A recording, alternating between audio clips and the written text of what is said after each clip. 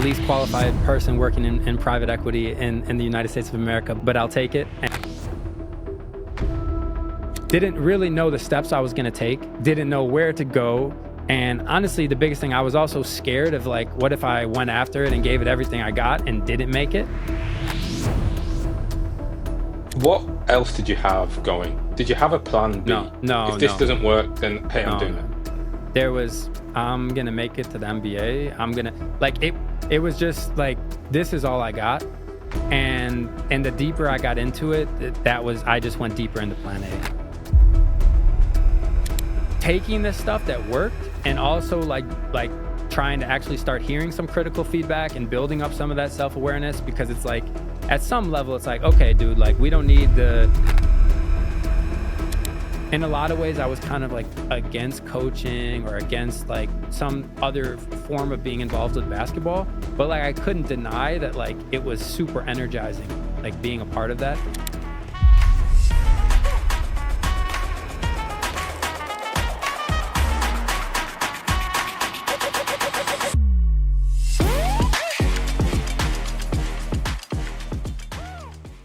Jimmy, I want to welcome you to the Career Clarity Second Win Academy podcast. Thanks for joining me today.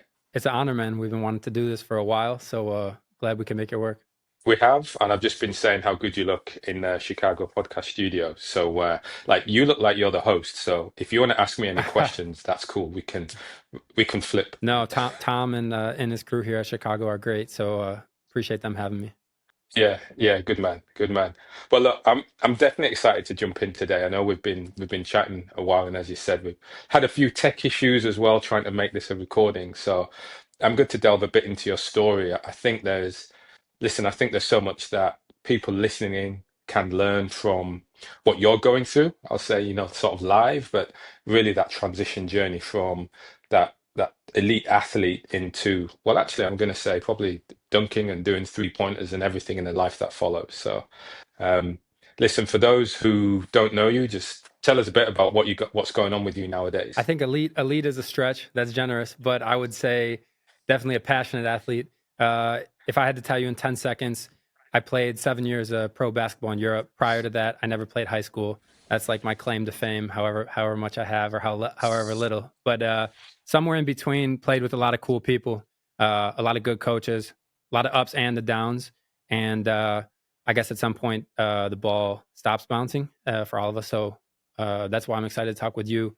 You've done some really cool stuff with working with athletes and building second careers. So happy to talk about all of that. Yeah, brilliant. And I love the humility. This is great. What percentage of individuals around the world would love to be a pro baller? How many make it? The fact you got 7 years there, I think, is exceptional. It certainly got you to travel and see different parts of the world. And today, you're no longer a player. What sort of job? What's your career at the moment? My title right now is Director of Sport Initiatives for Goldfinch Capital here in Chicago. Group of brothers, super successful in pharmaceutical sales, also share a passion for sport.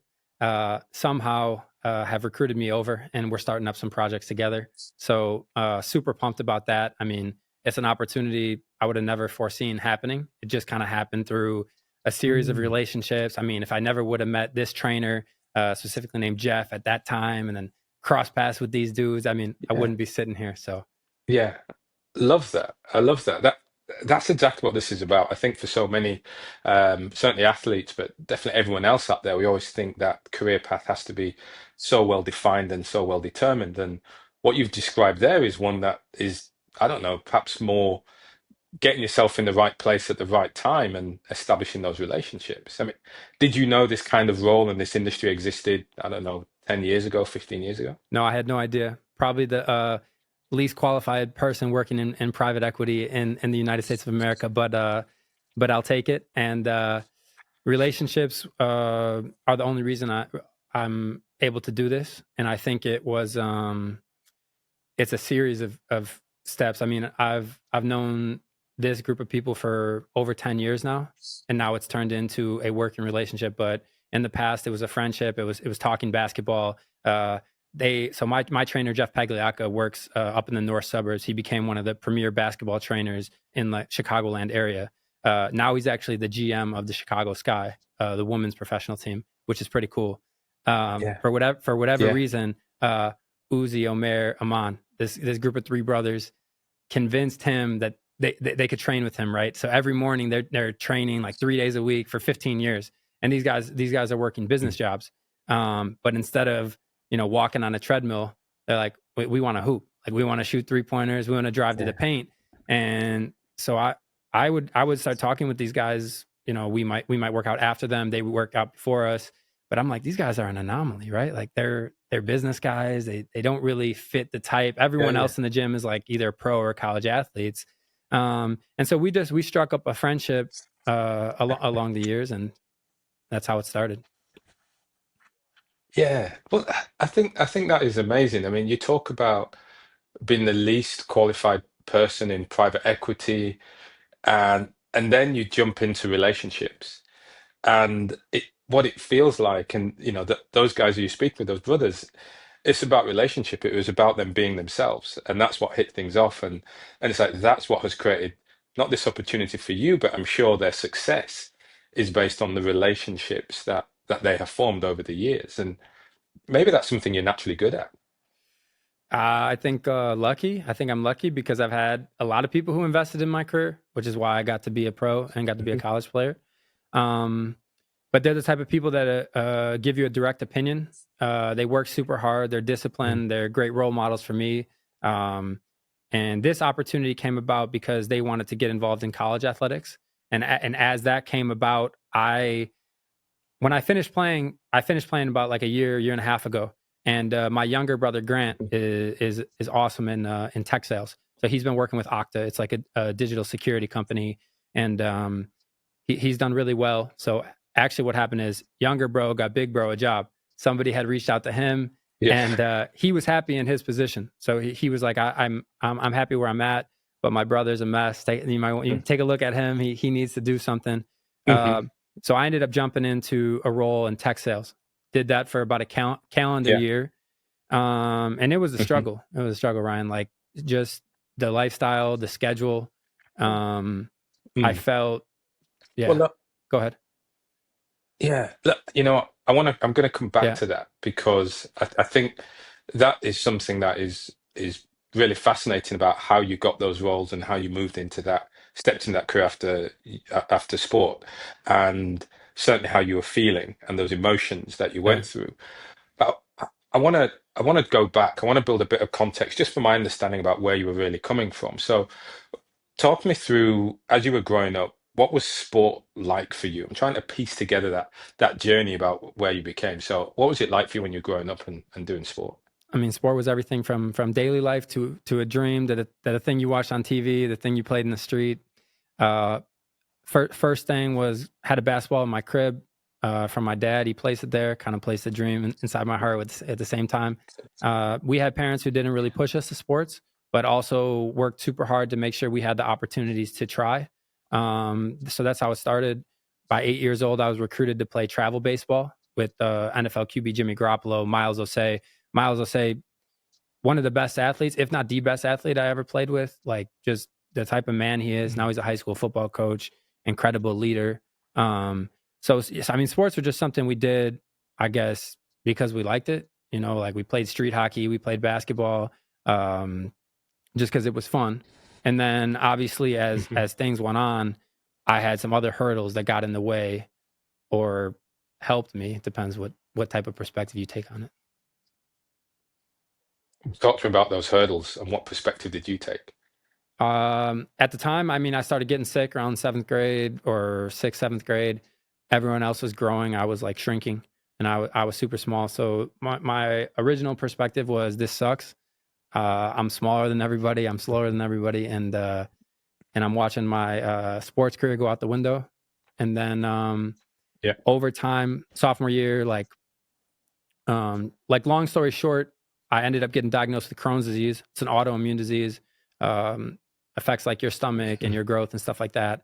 And so high school ended up being a wash. Got cut from my high school team junior year, and leaving high Yeah. school, that was it. I thought sports were done. Wow. I mean, that's pretty intense because you talk there about this passion for sport growing up, and it sounds like just on the street you're playing with some awesome athletes. You grew up with some great individuals. So there, you're in high school, you're playing basketball, you're doing something that you love to do.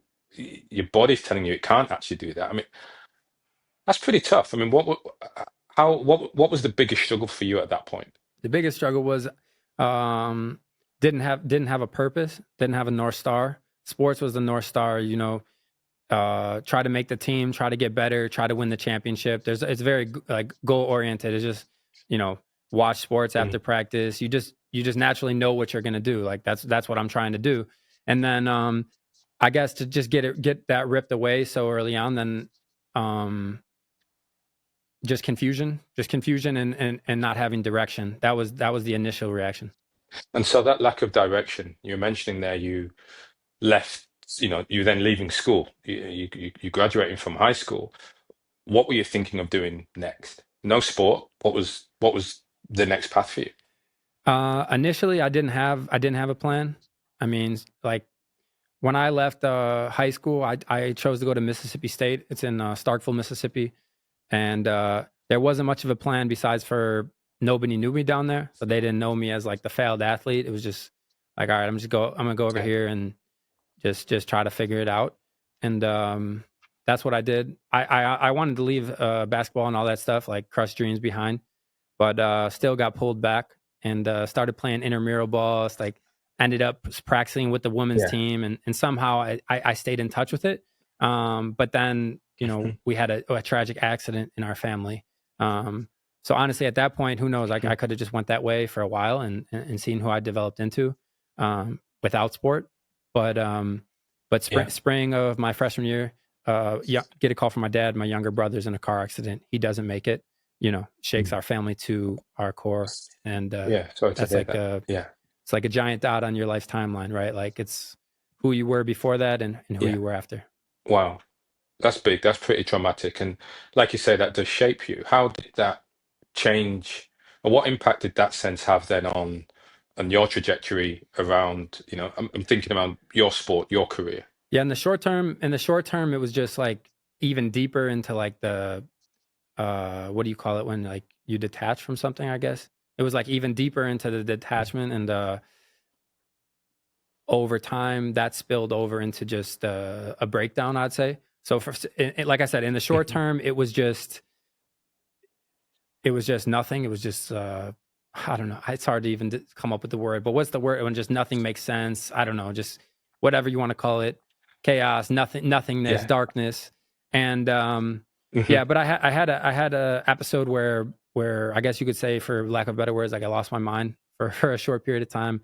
Um, but again, Yeah. I had something to fall on. I had a family. They helped me get some tools to into recovery, and through that Yeah. was a reigniting of my purpose, which was to become a Right. basketball player.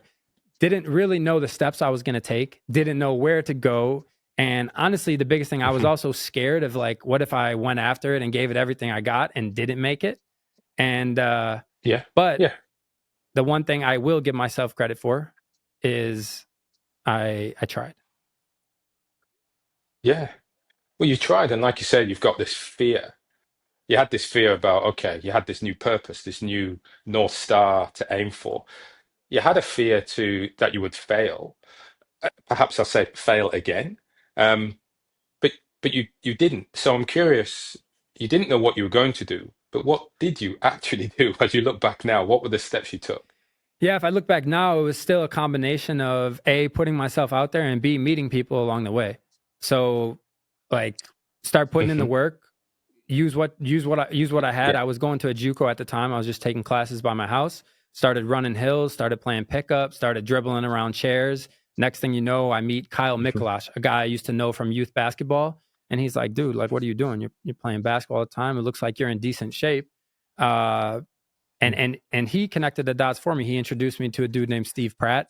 He's a well-known basketball trainer in our area, and that was like the next step of my training. I showed up day one at Steve's gym, and I was like, suddenly I was doing like better drills, right? Because I'm surrounded by some other people who want to get better, and we Yeah. sat in like these metal bleachers after the first practice, and I'm like, Steve, like I want to be a college basketball player, and he's like, all right, let's try to figure it out. So Just like that. You know, and I say that just like that. It's the just like that where you're talking about showing showing up, up, yeah. mixing with the right people, and putting in the hard work.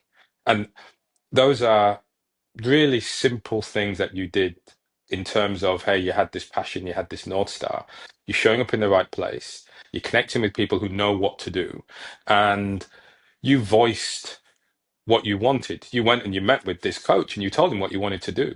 Sounds like you whispered it. Hey, I want to be a I don't basketball know guy. if I whispered. I want to be. I think I think I was Say it yeah, a loud and little proud. stubborn, and because there was days when actually like a memorable day, like Steve was really generous with his time, right? Like he wasn't really even charging me. He Mhm. liked my passion, and he'd probably tell the Yeah. story better than me. But one day, like he's Mhm. setting up this drill, and Steve's like a mastermind for player development and everything, and he's setting up a drill, and Mhm.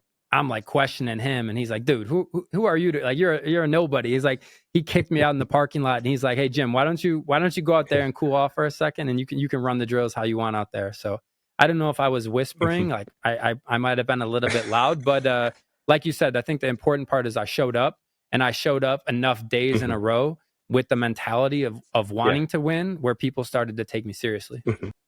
What else did you have going? Did you have a plan No, B? no, If this no, doesn't work, then hey, I'm no, doing no, that. no. There was I'm gonna make it to the NBA. I'm gonna like it was just like this is all I got. And the deeper I Mhm. got into it, that was I just went deeper into plan A because I ended up Mhm. going to tryouts around the country. Somehow I get a spot on Bradley as a walk on, right? And even when I got to Bradley, I had a medical crisis, had to have a surgery. But but when I saw Bradley, I saw how badly these dudes wanted it too. And I think Mhm. part of myself was like, oh, like just because I want this, like everyone around me is going to want this for me too. But that just wasn't the case. Not necessarily that Mhm. everyone was against you, but like they're also like trying to build their own dreams and stuff. And so I Mhm. had to like learn more about that. I had to learn about people who are like a more diverse group of people in sports, right? Like not everyone grows up how you grow up, and you gotta understand how to relate to people. And also there's an element of like fear, like fearing what you don't know. So the next step in my development was like, I need to go to every park, every hood, every area in the city. And like, I got to be the guy who's just willing to go against anybody because that really wasn't natural. You know, I think a lot of times, like wherever you grow up is like how you operate. Right. And I was like, if I'm going to do this, I got to want this better than like anything. Like I got to put my life on the line for this plan to work. Yeah. And it sounds like you kind of did. And to the point, it succeeded. You got into college, you achieved that part of the Hmm. dream.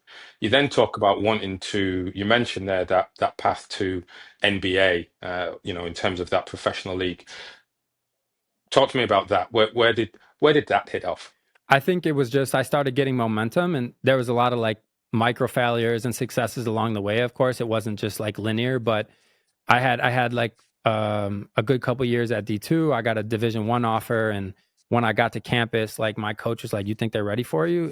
And I was like, "Who?" You know, like the NBA? And he's like, I was talking about like the conference, and I'm like, you know, F the conference, you know, like I'm trying to go. But I think one part Yeah. of it that was good was that because I was always like one part delusional, one part putting the work in, it kind of almost in a way it was like it made me feel like I was better than the opportunity I had, which is I think in some ways a dangerous mentality, but also there's something special about it where it's like this irrational confidence that at least gets you in the door.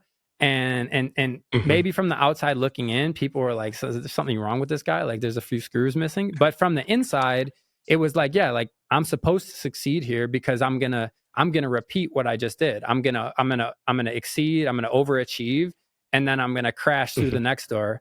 I mean, I don't know if that's the right way to do it, but I think there's something there like to just giving it a try. You know, right way, wrong way doesn't really matter. What's interesting, and I'm just sort of sitting a bit in my mind is this. I'm looking at this equation. One part putting in the work plus one part Yeah. delusional. Right. And you talk about that in some respects made you feel better than the opportunity, perhaps made you feel better than you were. but you actually needed that to push you in order to keep you there, to feel you were amongst where the opposite would be this imposter type Yeah. syndrome. What you're talking about is no, I'm supposed to be here. This is where Well, I I think it's belong. like trying to convince yourself, right? It's like countering the imposter syndrome, which Yeah. is like filling yourself up with belief, which I think is a good thing. Mhm. And I think it did work for me, but I think there's a limitation on how far that can carry you. Because from my experience, the higher Mhm. level you go, like everyone becomes more and more qualified, where it's like that's like the part where becoming a pro and playing overseas was like, okay, this is like about taking this stuff that worked and also like trying to actually start hearing some critical feedback and building up some of that self-awareness, because it's like at some level it's like, okay, dude, like we don't need the irrational like role player. Like we need a guy who knows what he can and can't do.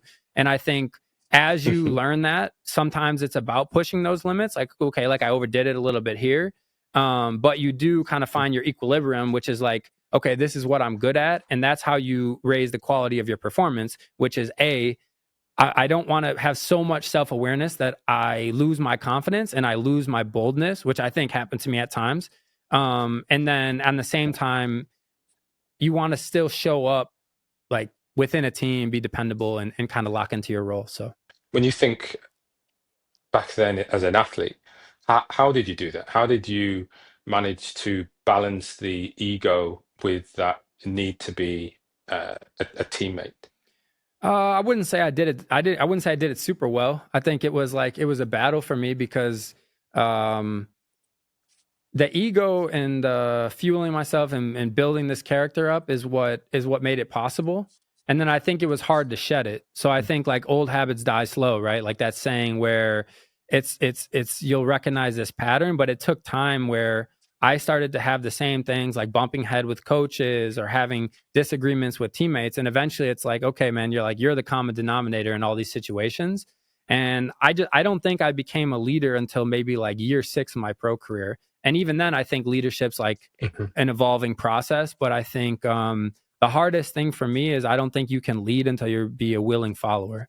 And that was a hard pill for me to swallow. I think like to show that you're a follower, then when you're called upon during the season, your voice is going to carry a different weight, because it's like, okay, you're echoing the coach's message, you're hearing dudes, but at the same time, you're showing up with your heart. And then when you do have something to say, it's like, yeah, we're going to hear this dude out. He's been riding with us this whole time. And that's when I think started, like my voice started to be heard in a better way. So talk to me a bit about that pro career. Where did that leapfrog? Where did that come from? Leaving Winthrop, I had a good season. It was my last year of college basketball. I had enough to do a series of NBA draft workouts, which was definitely a highlight of my career. Just being in the building, Golden State Warriors, Memphis Grizzlies, Orlando Magic. Played well enough at least to make some noise and made a summer league roster, which didn't go great. Like, I mean, I wasn't used to sitting the bench for so long. Like I was playing 35 minutes a game. And again, that was an adjustment. Like the coach, when you jump a level, like he doesn't always want to see what you did to get there, like he's seeing you in a new role, and how quickly you can, Mhm. shut the F up and do what they need you to do is helpful, which like I said, it's not always easy. Yeah. And so when I got cut Mhm. from the NBA, then I had an agent. He signed me to Lithuania for my rookie season, and Mhm. yeah, it was a different world. It was a different world adjusting to European basketball at the beginning. I kind of hated it. I mean, you were a professional athlete yourself in Europe, so you know how those training sessions can get a little bit long and tiresome. But I ended up loving it over time. Grew That's to love it. different. Yeah. Yeah. I mean, well, here's that thing, right? You are moving from a path that you know in the US system, or at least the path that you recognize you're seeing on TV. When your agent comes and says to you, Lithuania, there's me struggling to say it today. But when your agent's telling you that, one, did you know where it was? Two, did you know what the style of play was going to be like? I had a teammate from Latvia, like the northern neighbor of Lithuania. So I knew like the Okay. region of where it was. Style of Yeah. play. I had a warning that the coach was gonna be tough. Um, Mhm. but I was disappointed going overseas because I really wanted to make the NBA, and I think that also Yeah. hurt me. It's like, how fast can you move past disappointment and get back locked into what you got in front of you? But at the time, it's hard. Like, it's easy to say now, like, oh man, I could have got past that Yeah, faster. But while you're going through it, it's it's difficult to deal with those swings of emotions in sports. So yeah. it was definitely a rude awakening. I mean, they dropped me off at like a Ukrainian run hostel like the night before practice, and they're like, all right, we'll see you at 7 a.m. for judo practice. We started doing martial arts the next morning. What's funny about that to me? So I've just got this visual of 6'4" to 7 foot guys doing Yeah, judo. and getting tossed I- around by the national champion of Lithuania, and just getting tossed around. And yeah. the assistant coach hated it so much he didn't even want to come to the practice. But the head coach, the craziest thing is the head coach was he was a really good coach, but it was hard to feel like that when he was just you know he was so tough like that. It was like Yeah. you kind of hated him, but it's almost like the great coaches you have like a little bit of hate for because they're pushing you so hard where you end up growing a ton, but in the day to day you're like, dude, this sucks. So thinking about that first year, this new environment, this new structure, you say it was tough. Yeah. Excuse me. You say it was tough for a few reasons. The travel, it's not the NBA. How did you? Well, did you overcome it? What was that year like for you? The rookie season was really good. Even though like a few times I was at tears, I wanted to leave the team. It was definitely difficult not to like just gloss over those things. But I had learned a lot. Gediminas Navickas, he was a shooting guard on our team. Alex, he had a Spanish point guard. These dudes were great role models, and they always worked out together. They were great professionals. Getty's actually the GM of the EuroLeague team Žalgiris now, and at the beginning of the season, like they thought I was garbage, honestly, because it was like I was just a rookie, and veteran players don't really want to deal with like all the mistakes that you're going to make because they're like, hey, I'm trying to win right now. But by the end of the season, Getty had said that I was like the most improved guy on the team and stuff like that. So I earned their respect, I would say, and that's what made me feel good about that season because it was hard, but I got something out of it. Year 2 and 3 overseas, I can't say the same. It was kind of a mess with like insurance companies, medicines, trying to prove I was something I'm not. I dealt with that of like trying to prove to teams that I'm like this point guard because I felt like I would be more marketable, and just had to go through those bumps and bruises of like, hey man, this is who you are. Do what you do, and whatever your ceiling ends up being, like at least you're going to be productive and you feel proud of your career. But that took a long stretch to get to that. Mm. So during the first year you settled, you managed to, it was tough, but you were able to go Yeah. through it. You were able to, get the performances and improve and show who you Mm. were. You say more marketable. So as you started progressing those next couple of years, you were looking to make yourself more marketable as a point guard. To to what end? What were you trying to, or where were you trying to market I yourself? was just doing too much, like looking at where this guy, like trying to like overthink it, like, okay, because of my size, if I could do this or that, but like that stuff in the end doesn't really work. Like you just got to work on your game, and I think if you can just do what the person is asking you to do well, protect your reputation, build your reputation, like the steps are going to unfold in front of you as soon as you start to like plan out the steps, like you're going to play God on your career or your future. It's like I think it gets tough. But at the time I was thinking, okay, if I have any chance to get back to the NBA at 6'2", like I'm going to have to be a primary ball handler. Only problem, I wasn't a good enough ball handler, and also I wasn't a good enough defender. So it's like you can't really, I don't know. One of my friends, Zach, like he has a great saying, like you got to use you got to use your strengths to create advantages for yourself and others. And I think at some point that was like the commitment. It's like, hey, like you're a good shooter, you can do this, and kind of let's put more of the emphasis on what you can do as a player.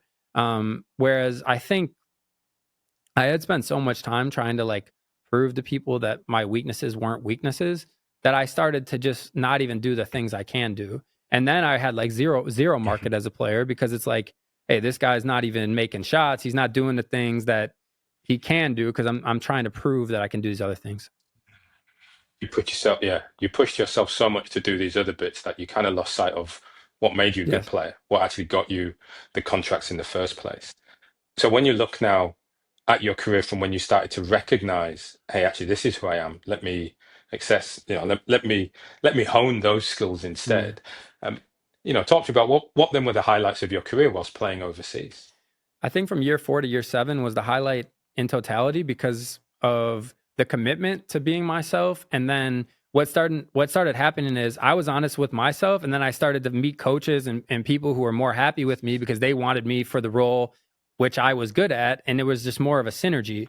And then rebuilding it the second time, it felt even, I don't know, maybe even like more intentional, or maybe it started to touch at more of the things that I was really searching for, like deeper in my life. Because I guess some people would say, like, I don't know, like, at what point do you deserve to be proud of yourself, right? Is it like how much money you made, career earnings, or like, I guess I had achieved a lot to some people, and to others probably not a lot. Like, they think Europe is semi-pro or this or that. Like, ultimately, you're never going to be able to convince people that what you did, like, is valid. But I think during that second time, when I started to play how I can play, I started to earn respect again with my teammates, and try to work through some of these things, like bumping heads with coaches, like trying to build some self-awareness cues, like, you know by the last year, going into the last year of my career, I had 3 rules: like, follow the coach, connect with my teammates, take care of yourself. Like, just forget everything else. Like, I don't care if you're the MVP or the all-star of the league. Like, show up to the gym ready to work with like these non-negotiables, and just enjoy the freaking game, because, like, it's almost like I got more enjoyment out of it later, and I felt like I was a better player, and we had won the championship the year prior in Netherlands with a good group of dudes. And I guess those are the memories that stand out. Do I have some hallmark moment to like stamp my career with, like I was this or I was that? I don't know. Like, maybe to other people I do, maybe I don't. But I think, as I've processed my career through these last couple of years, I think what I finished my career was that finally, like, I'm proud of myself. And I don't know if that's, I think that's something that I was searching for a long time. Because, I mean, maybe if I, like, it would have been great if I made $100 million and I could have given something back to my parents, or, created some foundation, or there's a ton of stuff that I would love to do, and it would still like to do. But ultimately, like, coming from a place of pride in yourself doesn't mean that you're satisfied with where you are in life. But it's like, hey man, like, with all the parameters and everything we had against us, like, we overcame some obstacles, we worked on some stuff. It might never be finished, but like, that's what I take away from it. Basketball was a chance to learn how to train. Like, it was a training ground for life. And now it's Yeah, like, let's keep figuring out like these different gems and things that people have given me, and keep unlocking new levels. I think that's brilliant. Absolutely wonderful to hear. And thanks for sharing, how your perspective on your playing career and yourself shifted, across those 7 years, across that time whilst you're overseas, and it became much more intrinsic. It became much more about how you Mm, feel about yourself, and your definition of success here sounds about pride in yourself and pride in what you've done. And your 3 sort of rules there of, listening to the coach, showing up for your team, and looking after yourself. I think those 3 can probably resonate. And, as we look into this next chapter, this, your second wind in your career as mm. well. Yeah, I appreciate it.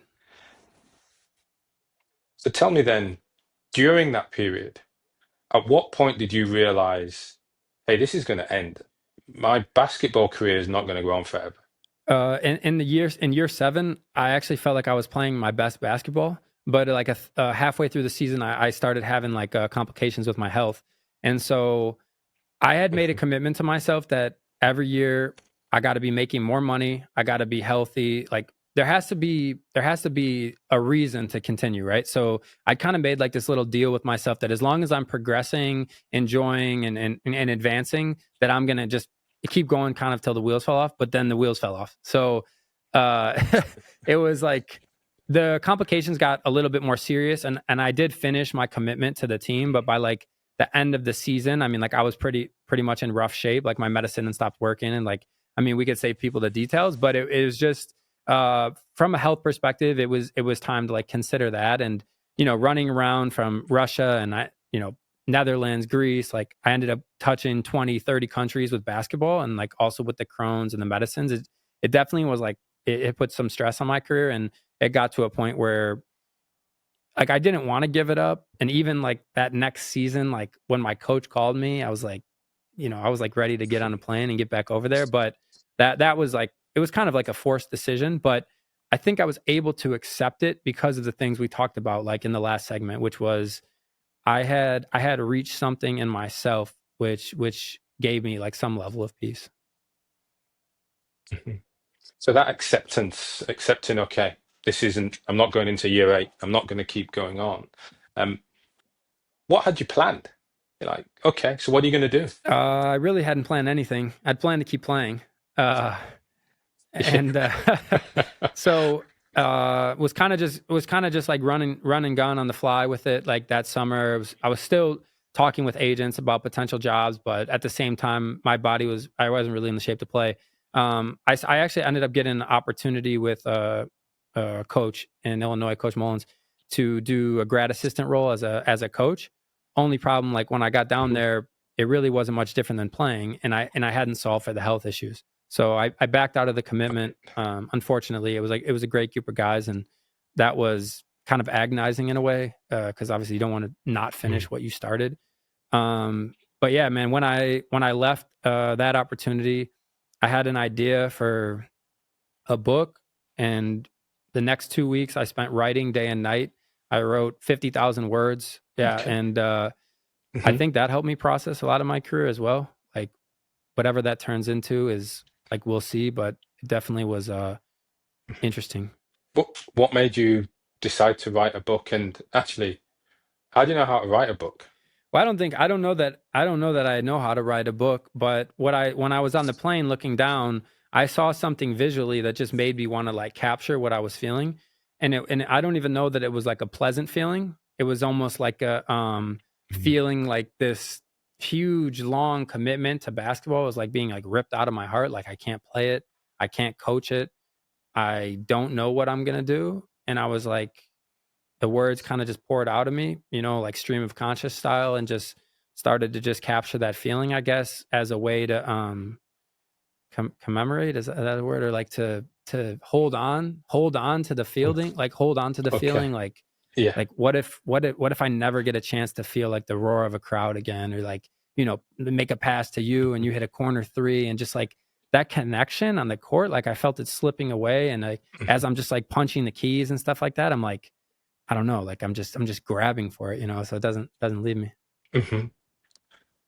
That's a cool way of thinking about it. I mean, you're writing almost a career memoir at this young age, like you say, part Yeah. commiseration, part trying to hold on to that memory or document. So, where's that? So I have to ask, where's that now? Where is that manuscript now? It's in the trash can behind me here. Like I'm all right. No, but I don't know. I'll say this. When I Well, where are the? no go Yeah, yeah, go when on. when I started it, it was really bitter actually.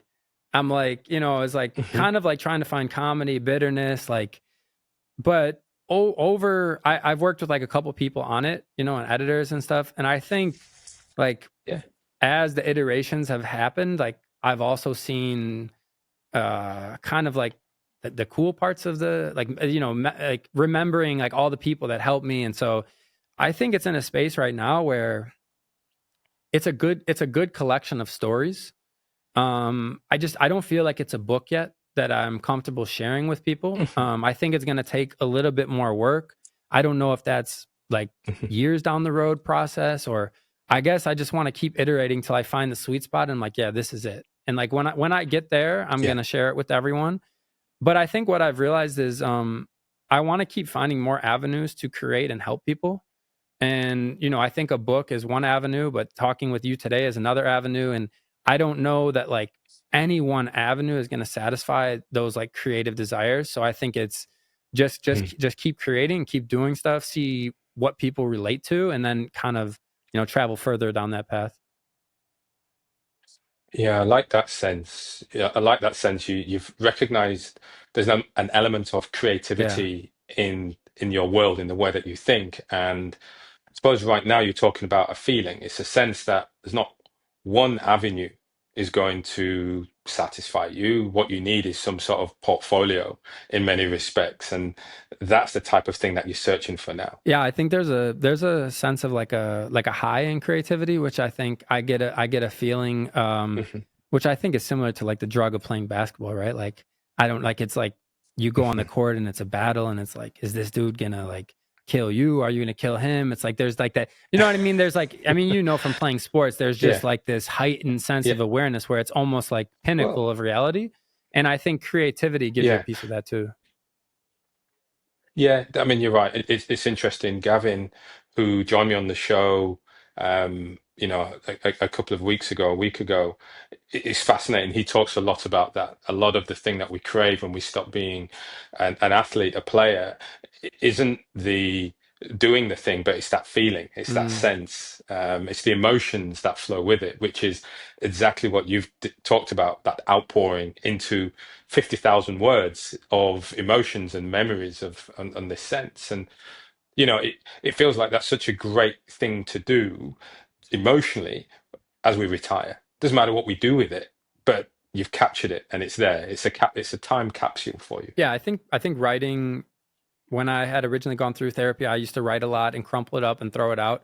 It's definitely an element of like a Mm. therapeutic process to write because it's like Yeah. maybe you're writing to unknow some stuff or to declutter. Hmm. Somehow we have all this stuff in us as humans, right? And we need to find channels for it.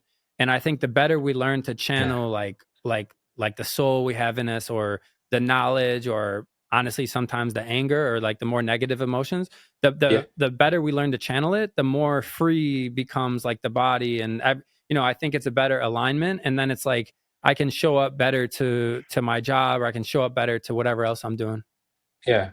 So I'm now sort of really getting into just trying to understand this transition Yeah, phase that you're now in, but I'm trying to get that start. So getting this grad coaching role, writing that yeah. therapeutic, emotional piece of writing.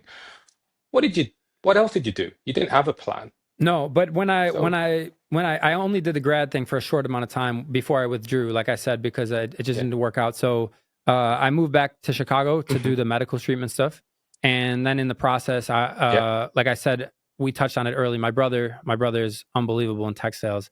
Probably the best young Yeah. salesperson in the world. I mean, I'm biased, but if you find somebody better, feel free to put him Yeah. up against him. Grant Gavin is his name, so search him on LinkedIn. Hmm.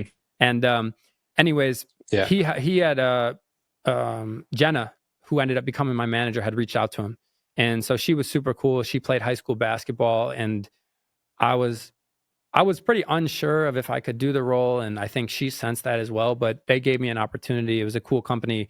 It's called Travel Perk, and the founder's name is Avi. He's living in Barcelona, and so it was a unique company. Like it was travel based, so I felt like I had something to share with my travels and stuff like that. But it was tough, dude. I mean, Hmm. you go from showing up to practice with a group of 10, 12 guys that you know super well to working like more like strict hours and like being on the screen all the time. But it was good. I'm happy I did it. Like you got to run discovery calls with customers and learn how to ask more like leading questions and try to stay on top of the CRM. Like it's like I don't forget what that means. Customer management software, something like that. Yeah, yeah, Relationship. relationship. Yeah. Yeah. Yeah. Yeah. The customer Yes, relationship yes. management Thank you. tool.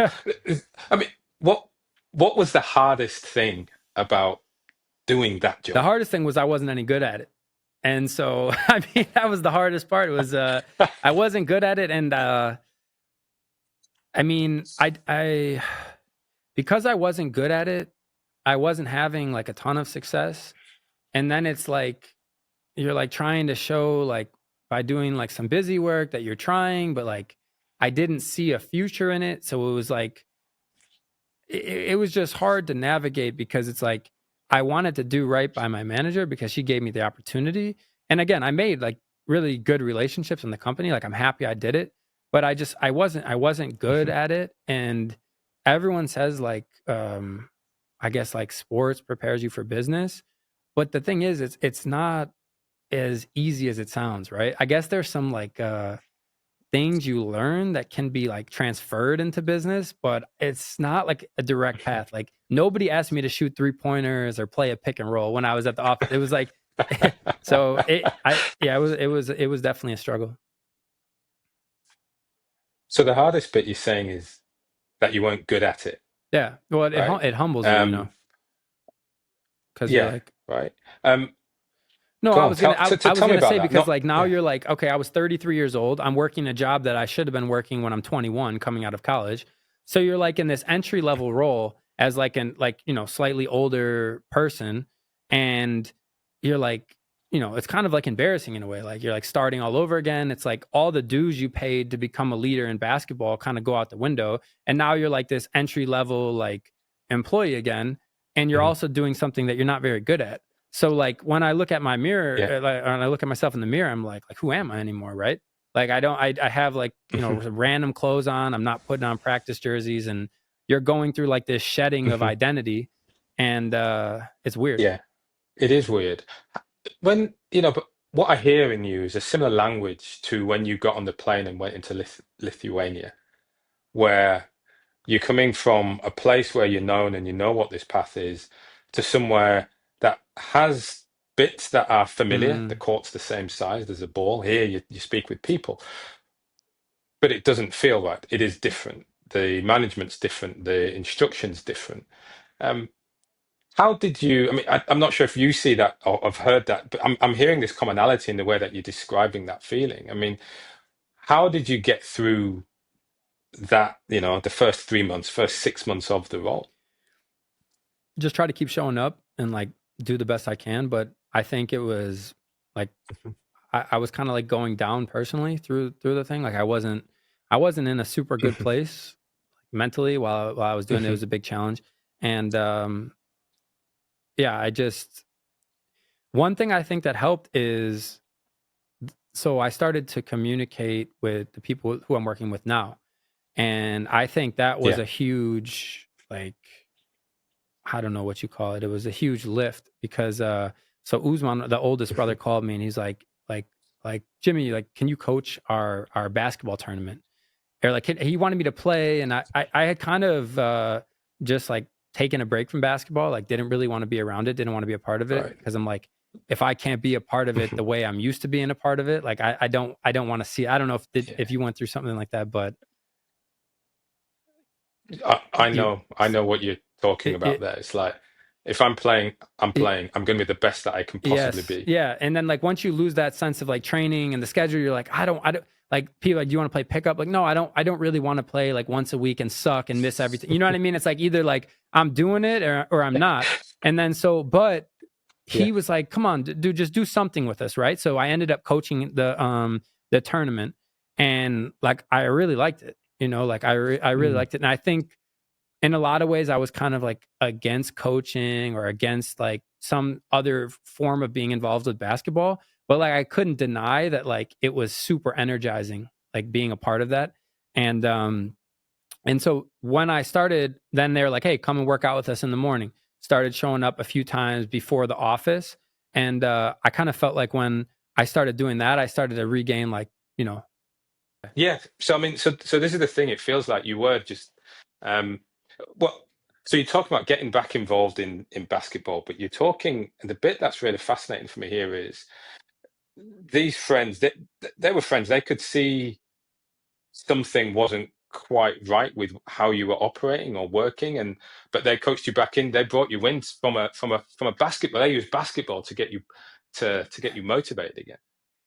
oh man, I mean they're just that type of people. Like they just have like a, I don't know, helping spirit, a giving spirit. And I think like Usman is great at just connecting people through basketball. It's like he said, like through his business career, he's met like people who have been on his board through basketball, and Mm, same with Omer and Aman. So, I mean, they love hoops, like they love just connecting with players, and they've done a great job of staying in touch with all of us. mm, Like I said, through this community with this trainer Jeff. And for me, it was just something to look forward to. Like even if I just started going once a week, mm. it was like a reason to show up to basketball, and like Yeah. they valued talking about it with me, and they made me feel valued, like through my experiences and stuff like that. And the way that they treated me, it made me feel even better about myself. Mm, yeah. And so from there, did you start to get this? I mean, you were relearning, okay? You're relearning. One, started coaching them. It got you back in to, I guess, establishing a really strong relationship with them and building this sense of trust. I- I'm Hmm. I'm interested then, just a bit on in this new environment that you found yourself in, right, at work. How did you learn what made somebody good so that you could assess where you weren't quite succeeding? At like the tech sales job. Yeah. I think talent is super important in life. I mean, obviously, like people say, like work ethic and habits and stuff like that. But I Yeah. think having like a natural propensity or talent is something like that I saw in basketball. So Mhm. like Yeah. I could never replace like the talent of like a LeBron James, right? Like I could work as much as I want, but like I'm never gonna be that. And then I Mhm. think in every field, like through like that self awareness in basketball, I started to be more perceptive to like what people are good at and what I'm not good at. And then Yeah. so once I got into the role with the sales job, I was like, I could invest years into this, but I'm Mhm. never gonna be great. Yeah. And I'm like, what's my next thing that I can like pursue being the best in the world at? Yes. That's what drives me. And like whether you get there or not is like a matter of a lot of factors or whatever. But like I need something where it's like, all right, I'm shooting for the moon on this. And like if we Mm. land in the stars, that's cool. And Yeah. so these basically like conversations with basketball kept me in the loop, and it Yeah. just kind of kept me going while I was doing the job. Beauty. Yeah. Yeah. And so now, thinking about where you are today, the role you're in Yeah. today, Yeah. as that was sort of being crafted and created, how did you start to realize, hey, I can be successful at this. I could take this to the moon. I wasn't totally sure, but so what ended up happening was I played 2 years at Wisconsin-Parkside in Kenosha, Wisconsin. Mhm. One of their pharmaceutical facilities was in Pleasant Prairie, Wisconsin. It's like 10 minutes from Kenosha. So after they had made a sale and been successful in business, naturally they got involved in the university independently of me. So Mhm. as that started happening and we were like having conversations about basketball, they were trying to like do something for the school as like a give back project. And because they're basketball fans, and if you follow NCAA, like through this NIL and this new world of college Yeah. basketball, they're like, how can we get involved and like get our Mm. teeth into something with that? So we started having conversations just as a friend. Like I was consulting them, and my coach is now at Louisville, so they're like one of the best coaching staffs in the country. I mean, they crush the transfer portal every year. So I've kind of seen how they've approached that from like a Yeah. relationship building perspective, from a marketing perspective. And so we just started having these conversations. And then, Omer has kind of been leading the family office. And once he kind of approached the school, and it just happened like organically. And then once he got Mm. the NIL project approved, one night he just called me and he's like, "Hey, do you want to do this with me?" And I'm like, "When do we start?" Like I'm all in. So I don't know that it just felt right because Yeah. I trusted these guys, and I had like I didn't necessarily know that if I can do the role, and I wouldn't say that I've proved that I can yet. It's just in the beginning Mhm. stages. But Yeah. like I Yeah. said, I think we talked about it You early get the on that sense. there's a feeling there. There's a Yeah. feeling, and it's like every day I wake up, I have an unlimited amount of energy to be the best that I can be at this thing, and I can impact other kids. I can take I can feel what it felt like to be in their shoes and try to make Mhm. their experience even better than what mine was. So wherever this path leads, I'm confident that like this is where I'm supposed to be right now. And one of the bits you mentioned early on around leadership is for you, that sense of leadership comes from being that follower first, from being in the shoes, from or at least being able to empathize with those individuals about the path they're on. And now the role, the firm, the company, where, you know, the impacts that you're having right now is being able to lead those who are in a position where you've been before. True, but also to be a follower, because that's one of the things that attracted me to the role is, hey, let me go and mirror the brothers and do everything they do from a business perspective. From a, like, they're unbelievable operators. They know how to make decisions. They know how to do frameworks of building companies and stuff like that. So it's also like, how can I be the best follower I can be, and like and serve these guys in this role? But then yes, like on the flip side, like maybe I can in turn be a mentor to some of these players, and it's Yeah. like it's kind of like that chain of command is fluid, right? Like same as the season. One day you might Yeah. need to be the follower, and another day they call on you and like, hey Ryan, like we need a halftime speech, and we need to run through a freaking wall. Like what do you got for us? You know?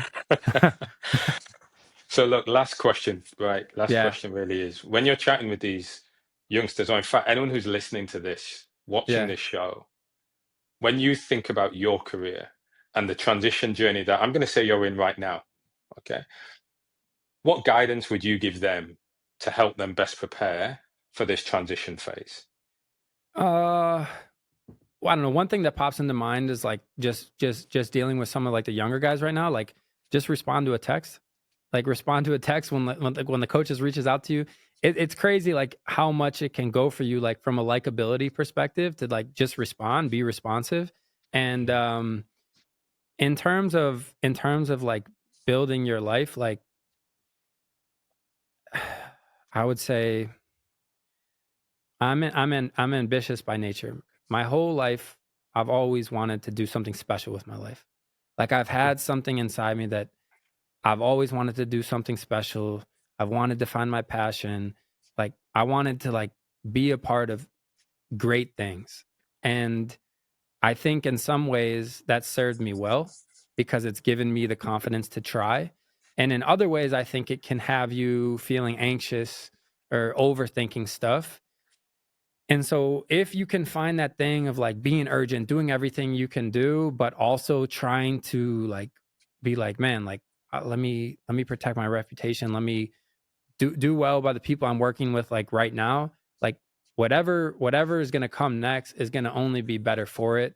So like Mhm. lock in with what you got right now because it's the most important thing that you're ever going to have. That's what my coach always says, like today's practice is the most important practice in the history of the program because it's all we got. It's the next Yeah. one. And I think that's how you build a transition. Like some days I thought I never was going to find my next thing, and the next thing you know you're full swing and you're wishing you had the free time back, right? Because you're so busy. So I don't know if that's good or bad advice, but It's good. that It's was built from on my your mind. experience. It's built Yeah, from yeah, your experience, and that's what's important. And yeah. listen, the journey that you've taken us on in this hour, just sharing your journey, your perspectives, has been absolutely fantastic. So, Jimmy, I've got to say, thanks very much for joining me and bringing a bit of career clarity to everyone else. Thank you.